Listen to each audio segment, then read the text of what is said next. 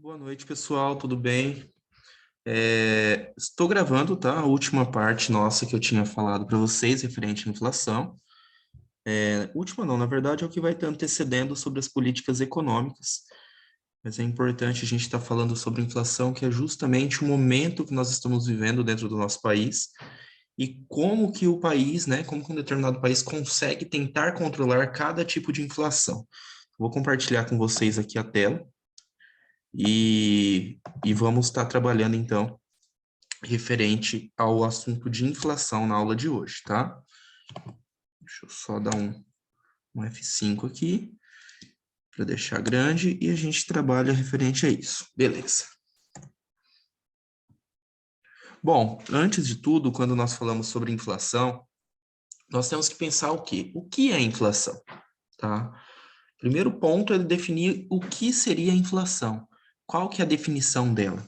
A inflação, nós vamos estar falando sobre preços, tá? Então, nós vamos ver como que os preços, né, de uma maneira geral, em uma média dentro da economia, como que ele é impactado por outras variáveis, tá? Então, dentro desse assunto de inflação, o que nós percebemos? Se vocês lembrarem lá de microeconomia, quando nós falávamos que a oferta e demanda ela tem a sua definição dado os preços e a quantidade, né? Ela tem essa variação com os preços e a quantidade ofertada ou demandada dentro do mercado. E nós definimos que, por exemplo, para a demanda, o preço é de extrema importância, quanto maiores os preços, menos as pessoas consomem, né? Pensando sobre isso, é o que reflete dentro da macroeconomia. Se os preços estão em níveis gerais maiores, isso acaba impactando o poder de compra das pessoas, né? Se a inflação está alta e os salários não acompanham essa inflação, automaticamente o salário das pessoas tem sua são corroídos, né? Elas acabam perdendo o poder de compra, tá? E esse assunto de inflação junto, né, com o desemprego, são os principais problemas que são tratados dentro da macroeconomia. Tá? Se nós pegássemos até o final da década de 90, antes da implantação do real, nós vivíamos momentos conturbados de inflação. Tá? Isso vem afetando tudo. Se nós falássemos que a inflação é o aumento generalizado, né? Um aumento, então, contínuo e generalizado no nível de preços. Se esses preços aumentam e acaba, então, afetando os nossos salários, né? Afetando os salários, afetando moeda, o que tende a acontecer? Então, esses aumentos de preços acabam fazendo com que a moeda perca, né? Perde, então, poder de compra, tá? Então, perdendo o poder de compra, isso nos quer, né, a refletir e chegar a alguma determinada conclusão que a moeda ela fica então desvalorizada dentro da economia. Então perde poder de compra e a moeda então acaba então se desvalorizando, né? Então a desvalorização da moeda, tá? Isso daqui ainda nós não entramos em câmbio, mas quando nós falamos de desvalorização da moeda, nós podemos estar podemos estar, então, comparando tipos de moeda, né? A moeda, por exemplo, de um país com de outro determinado país. Bom, então a inflação, como eu falei para vocês, a definição dela, ela é definida como um aumento contínuo e generalizado no níveis de preços, tá? Essa é a ideia da inflação. Quando eu falo de inflação, é como se nós pegássemos essa palavra mesmo, está inflando, né? Infla. O que é algo que está inflando, né? Que está, então, subindo, né? Então, nós estamos aumentando o nível de preços, tá? Nós aumentamos ele de maneira generalizada. Por que generalizada? Não é considerada inflação, por exemplo, os preços dos combustíveis aumentaram. Os preços de um determinado produto aumentou. Não. Quando tem algum preço só de um produto aumentando, nós estamos falando que tem um aumento de preço desse determinado produto. Quando nós analisamos de uma maneira generalizada, ou seja, todos os preços, né?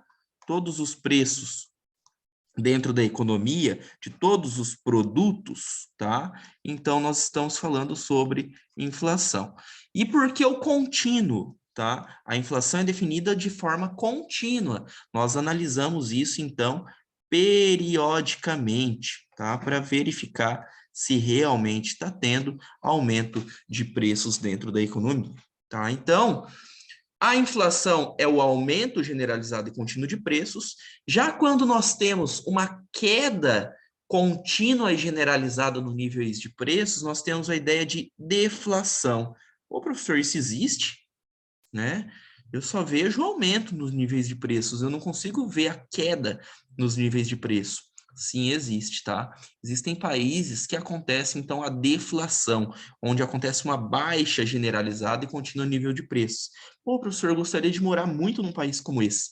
Deve ser excelente, os preços só diminuindo e o poder de compra das pessoas só aumentando. Veja bem, tá? A ideia da deflação nem sempre também é bom. É igual eu sempre costumo dizer para vocês. Extremos não é bom. Não é interessante com inflação alta e nem também um caso de deflação. Nós não vimos pelo lado da oferta que a oferta depende do nível de preços, tá? Então, a oferta ela depende do nível de preços. Quanto maiores os preços, maiores vai ser as quantidades ofertadas pelos nossos, né, produtores. Então, se acontece deflação, os preços estão sempre caindo, isso acontece, então, de afetar o lado da oferta. Os ofertantes vão ter que buscar uma nova ideia e uma nova, né, alternativa para vender seus produtos, que muitas vezes pode buscar através de exportar os seus produtos, né? Se um país não está valorizando o produto, uma alternativa talvez seja a exportação. E aí vai acabar, então, afetando a quantidade de oferta de algum determinado produto dentro do país, fazendo com que esses produtos, então, voltem a ter aumento de preço, tá bom? Professor, tem algum exemplo de um país com deflação? Tem. Algum grande período, o Japão, por exemplo, sempre esteve rondando, se não numa inflação próxima a zero, de algo deflacionado, tá? Bom, vamos falar sobre alguns conceitos, então, de inflação, tá? Então, se a maioria dos bens e serviços se tornaram mais caros, nós temos o lado da inflação, tá? Normalmente, esses aumentos de preço não ocorrem de forma sincronizada. Então, para se considerar inflação, não é que, professor, eu fiz, então, o índice da cesta básica do município de Ponta Porã, que agora estamos fazendo aqui na UEMS, tá? Foi analisado, então, sobre os preços, que o preço da carne subiu, o preço do tomate subiu, o preço da farinha de trigo subiu, mas o preço do feijão caiu. Então, não é considerado inflação? Sim, nós vamos analisar se teve inflação dessa maneira contínua, tá? Porque nós vamos considerar pela média. Nós vamos observar, então, sobre uma cesta de produtos e nós vamos verificar se essa cesta de produtos teve um aumento ou uma queda, então, percentual no nível de preços, tá? Então, nunca vai acontecer mesmo uma ideia de aumento de todos os produtos de forma sincronizada. Pode acontecer de alguns produtos dentro desse determinado período ter tido queda, tá? Por isso que nós analisamos de uma forma generalizada e contínua, justamente para verificar qual foi o nível de preços de uma determinada cesta de produtos. Quando nós falamos sobre inflação e por que ela é tão importante, e o porquê que nós vamos retratar sobre esse assunto na nossa próxima aula, quando nós falarmos sobre políticas econômicas, é porque quando se tem inflação, são os aumentos dos preços, correto? Se os preços aumentam, nós falamos então que as pessoas perdem o seu poder aquisitivo. O salário das pessoas não tem o mesmo valor. Professor, mas meu salário continua sendo o mesmo. Sim, nominalmente e de maneira real, você consegue comprar com o seu salário o mesmo que você comprava há 6 meses atrás ou há um ano atrás? Muito provavelmente não, tá? Então, quando nós falamos sobre inflação, nós falamos sobre poder de perda, perda do poder aquisitivo das pessoas, tá? Ou seja, uma mesma unidade monetária pode adquirir menos bens e serviços, pois esses bens e serviços, então, estão mais caros, tá? Uma coisa que eu quero deixar claro aqui com vocês é uma diferença, tá?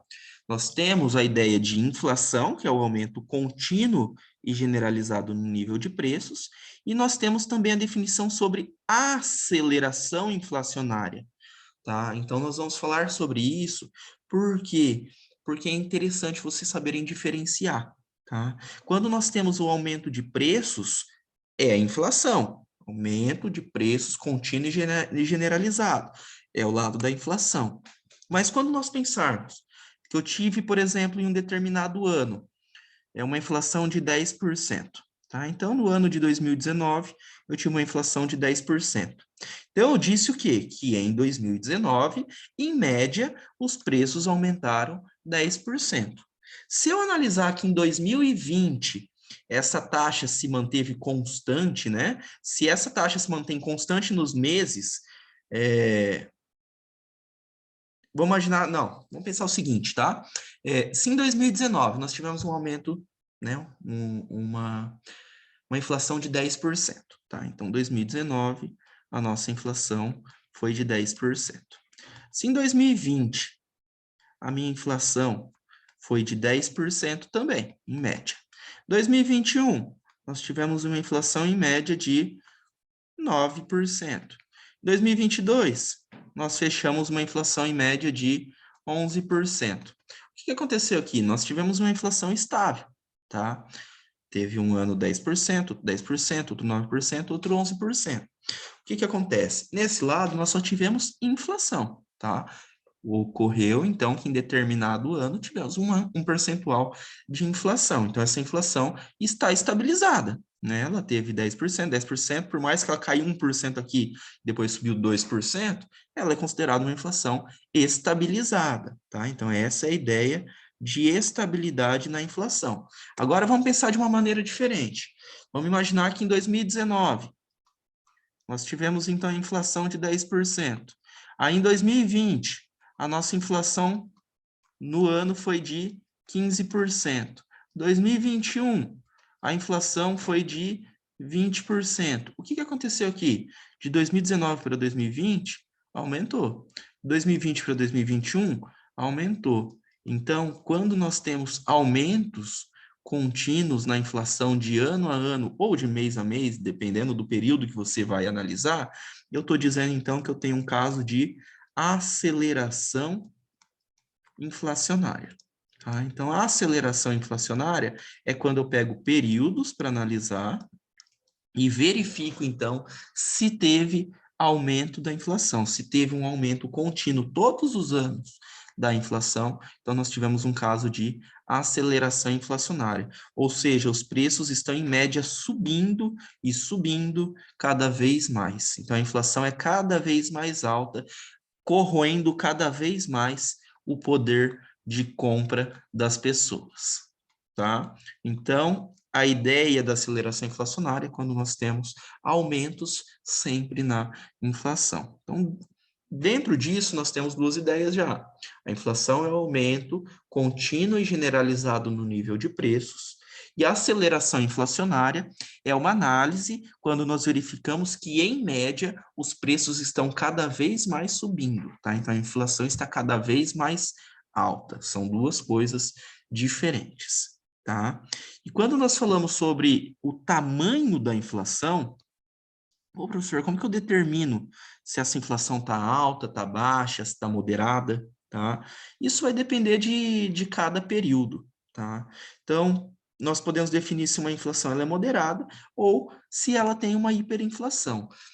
Se a inflação está controlada, né, nós temos inflação ali próximo mais ou menos até 10% ao ano, nós podemos dizer que é uma inflação moderada, tá? Se nós considerarmos que essa inflação está corroendo muito o poder de compra, aí nós dizemos então que é uma hiperinflação. Eu vou trazer dados para vocês históricos da inflação no nosso país, tá? E aí vocês vão conseguir identificar só pelos dados o que é uma hiperinflação. Quando eu falo que é hiperinflação, não existe um número claro para definir se é hiperinflação ou se é inflação moderada. Mas o que eu quero dizer? O conceito de hiperinflação é muito sério. Quando nós chegamos em um determinado país com hiperinflação, é um caso onde as pessoas chegam até a abandonar aquela moeda. Por exemplo, o que aconteceu recente na Venezuela. Tá? No Brasil já aconteceu muitas vezes isso. Mas, por exemplo, na Venezuela, isso aconteceu recentemente. Qual que é a ideia da hiperinflação? A inflação em um determinado país é tão alta que o poder aquisitivo das pessoas, o poder aquisitivo da moeda, ela se torna nula. As pessoas não conseguem mais comprar nada com aquela moeda. Aquela moeda já não vale nada. Compensa muito mais você pegar aquela moeda e queimar para você conseguir se esquentar do que propriamente você pegar o seu dinheiro e ir lá comprar carvão, fósforo e fazer uma fogueira. Então é melhor você utilizar, em vez do carvão, a sua própria moeda para queimar e você poder se esquentar. De tanto que essa moeda não vale nada. Tá? É um exemplo meio chulo, mas só para vocês entenderem. A hiperinflação, então, faz com que as pessoas abandonem aquela moeda e aquela moeda passa a não valer mais nada dentro da economia. Aqui é um exemplo para vocês, tá? Pô, professor, como que nós podemos imaginar uma ideia de hiperinflação, tá? Vamos pegar 84, 85, tá? O que que aconteceu aqui? Em 84, a nossa inflação era de 215% ao ano. Imagina, gente, 215% ao ano. Isso é uma hiperinflação, tá? 1972,91% ao ano, 2.477,15% ao ano. Isso são casos claros de hiperinflação, tá? É muito claro esse lado de hiperinflação. Por quê? A moeda ela não tem valor algum. Não existe valor dessa moeda. Então faz com que nós abandonemos, né, essas moedas e vamos ter que buscar uma nova moeda para uma economia para fazer com que seja, né, respeitado e tenha seu devido valor dentro da economia. Esse é um exemplo claro de hiperinflação. Agora eu vou pegar também um exemplo para vocês para entenderem o que é a nossa aceleração inflacionária. Aqui em 86, nós tivemos então uma inflação de 79%. Aí em 87, a inflação subiu para 363%. Aí em 88, a inflação subiu para 980%. Aí em 89, a inflação subiu para 1.972%. Veja bem, se nós analisássemos esses 4 anos, aqui nós temos um caso certo, né, claro de aceleração inflacionária, tá? Por quê? Ano a ano a inflação foi subindo, tá? E aí a ideia de aceleração inflacionária, eu vou mostrar daqui a pouco para vocês sobre os tipos de inflação. E um dos tipos de inflação é a inflação inercial, tá? Que é uma inflação ligada mais à expectativa das pessoas. E se nós temos, imaginem vocês vivendo num país onde ano a ano a inflação vem subindo, qual que é a expectativa de vocês em relação à moeda? Qual que é a expectativa de vocês em relação ao seu planejamento financeiro a um próximo ano? Tá? Não existe. Não existe, porque você não consegue determinar, então, qual que é a sua expectativa para um próximo ano. Tá? E aí, quando eu falo sobre uma inflação moderada, muitos podem dizer, ah, professor, o ano de 2021 foi alto. Nós tivemos, né, uma inflação de 10,06%. Sim, nós viemos por um processo de aceleração inflacionária. Em 2017, nós tivemos uma inflação de 2,95%. Em 2018, de 3,75% ao ano. De 2019, 4,31% ao ano. 2020, 4,52% ao ano. Em 2021, nós batemos 10,06% ao ano. Existe uma explicação para isso? Existe. Pós-pandemia, né? A economia voltou a girar, as pessoas voltaram a querer comprar, os custos ficaram muito mais altos e isso acabou refletindo uma inflação mais alta no ano de 2021. Em maio de 2022, nós já estamos com a inflação em média de 4,7% ao ano. O que o governo está tentando fazer? Já entrando na matéria da nossa próxima aula, o governo está tentando justamente controlar a inflação para você tentar, então, chegar a um determinado ponto de você, com algum tipo de política econômica, para conseguir, então, restringir essa inflação e conseguir chegar dentro de um equilíbrio, então, tá bem? Bom, aqui são alguns dados só sobre a inflação de alguns outros países no ano de 2021, do nosso G20, tá? Então, por exemplo, a Argentina teve uma inflação em 2021 de 50% ao ano. Isso sim é considerado uma alta inflação, próximo até de uma hiperinflação. Próximo não, é uma hiperinflação. O poder de compra da moeda caiu muito na Argentina, tá? Turquia, 36,08%. O Brasil é o terceiro país no G20 com maior inflação no ano de 2021, 10,06%. Aí abaixo vem Rússia, México, Estados Unidos, mas para vocês verem como caso de curiosidade. Agora sim, sobre os tipos de inflação. Pô, professor, então, se a inflação é um aumento contínuo e generalizado no nível de preços, o governo não consegue controlar isso para nós? O governo não consegue chegar numa ideia para controlar a inflação de um determinado país? Ou o governo não quer fazer isso? Claro que o governo quer. Ninguém quer trabalhar, ninguém quer ficar com inflação dentro de determinado país. Para isso existem, então, as políticas econômicas, que nós veremos na nossa próxima aula, que é justamente tentando conter um desses assuntos, que no caso é a inflação. Tá? Dentro das nossas políticas econômicas, nós vamos ver que tem a política fiscal, que é uma política controlada pelo governo através dos gastos e dos impostos, tá? Para tentar conter, então, a economia, ou tentar expandir, ou tentar restringir uma economia.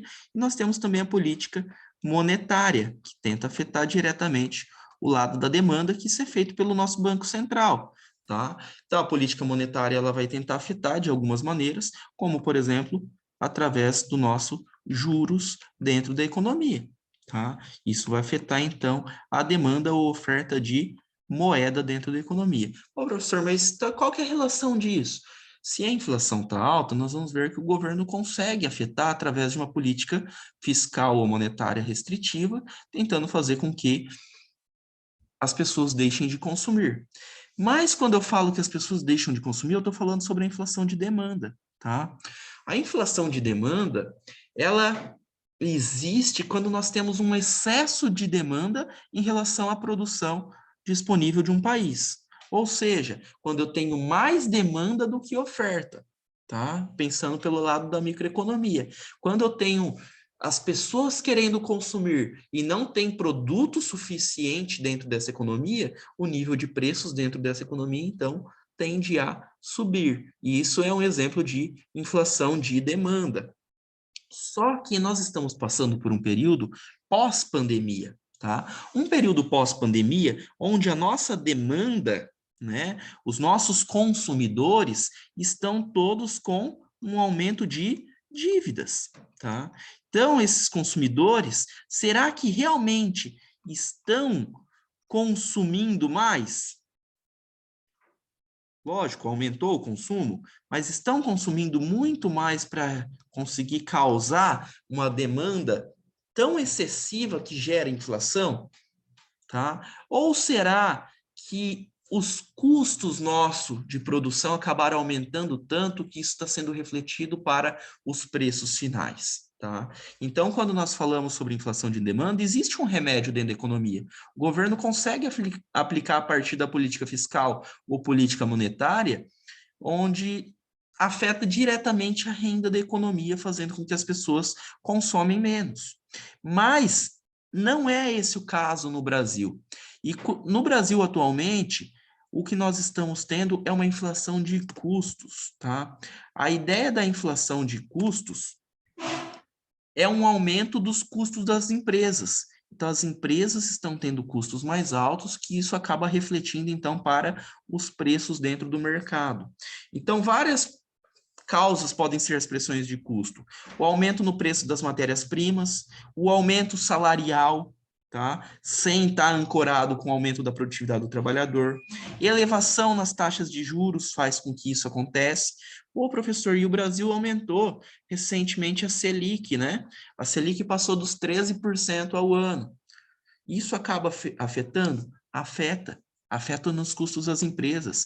Fica mais caro para as empresas, então, pegar recursos para conseguir produzir mais. Fica mais caro, então, o crédito para as empresas. Isso acaba afetando, então, o lado do custo das empresas, afetando também, gerando a nossa inflação de custos. Tá?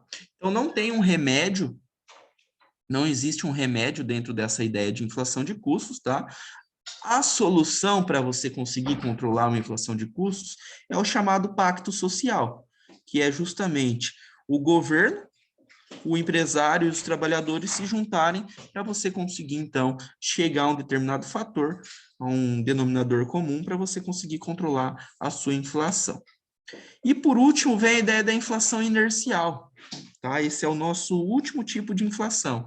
A inflação inercial, ela é elevada pela perpetuação das nossas taxas de inflações anteriores. Então, a inflação atual, ela é realizada em função da inflação passada. Isso aconteceu muito na década de 90, quando a nossa moeda, né, passava por processos inflacionários e não conseguia se controlar. E aí você buscava algumas questões, algumas políticas heterodoxas para você conseguir controlar o aumento contínuo dessa inflação e a corrosão do poder de compra das pessoas. Tá? Então, a inflação inercial é justamente onde as pessoas levam em consideração a inflação passada para determinar, então, contratos futuros. Tá? Bom, essa é a ideia principal, gente, dos nossos tipos de inflação que vocês devem saber, justamente para a gente chegar na nossa próxima aula e analisar sobre as políticas econômicas, ou seja, como que o governo consegue controlar ou tenta controlar o lado da inflação, tá? Aqui nós temos só alguns índices que nós observamos da inflação. Um deles é do IBGE. O IBGE ele faz o IPCA, que é o nosso índice oficial dentro da economia, tá? E um outro índice que ele é calculado pela FGV, que é de uma empresa privada, que ele vai calcular o IGPM, que ele é muito utilizado para aluguéis, tá? E nós temos também a FIP, que calcula, que é o nosso IPC-FIP, que é a nossa tabela FIP também, que ela também calcula sobre o índice, né, de preço sobre veículos e assim sucessivamente, tá? Bom, aqui só tem uma ideia para vocês entenderem como que é calculado as medidas de inflação no Brasil. Imagina que uma economia tenha só 3 bens, tá? E aí nós vamos analisar o peso desses bens dentro da economia. Então, imaginar que a carne, se a carne tiver um peso de 10% dentro do consumo na economia, o arroz tem um peso de 10% e o fósforo tem um peso de 100%, tá? Não, o peso, na verdade, é outro, tá? Aqui é a variação. Vamos imaginar que a carne teve um aumento de 10%, tá? Nos seus preços, o arroz teve um aumento de 10%, e o fósforo teve um aumento de 100% nos preços. Pô, professor, então quer dizer aqui que o fósforo vai levar o nível de inflação desse determinado país lá para cima. Depende, tá? Vai depender do quê? Depende do nosso peso relativo do produto. O que é importante dentro da economia? Pô, a carne e o arroz são bens de primeira necessidade para as pessoas. Então, as pessoas não conseguem ficar sem carne e arroz, por exemplo, na sua mesa. Então, se nós tivéssemos uma variação muito alta no valor do preço da carne e do arroz, aí isso sim geraria um impacto dentro da economia.